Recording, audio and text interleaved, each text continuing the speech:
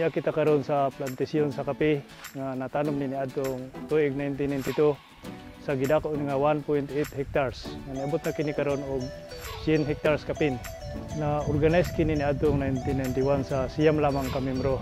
Ayong niabot kini 40 kapin.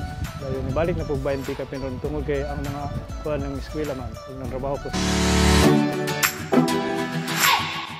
Kapi na sa kagatos hektaryas nga luna, gitamnan og kapi sa mga miyembro sa Latap Farmers Association.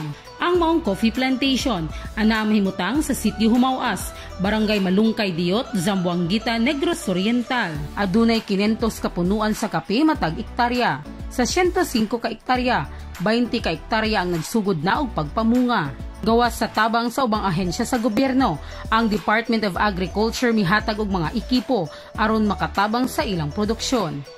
Gihatagan sila og coffee grinder, coffee depulper, og coffee huller. Sa una, para konsumo ra kay ginagmay pamanto dayong dili pud kayo mayong kalidad ang liso kay ipaagi ra man og katong lusak bitaw ma'am. Lubok dayong dimano ra gud siya.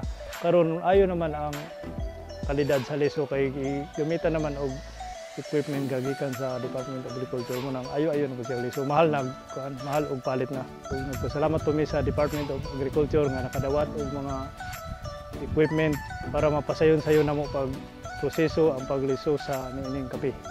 Sa wala pang Department of Agriculture, minus kayo ang among produkto nga kape.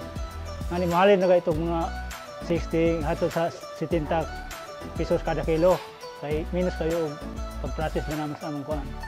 Pasalamat meron nga na tabang ng Department of Agriculture among kape mo mahal-mahal na po ang kilo. 120 among hatag sa kuan bayan. Itong haron mga 300 kilo. Naka-appeal mi og training gift sa Department of Agriculture tong sa kuan pamaagi sa pag-harvest. Ang amuang commitment is padayon mi nga magtabang sa Latap Farmers Association ilabi na sa mga pamaagi sa pagpalambo sa ilang kopihan.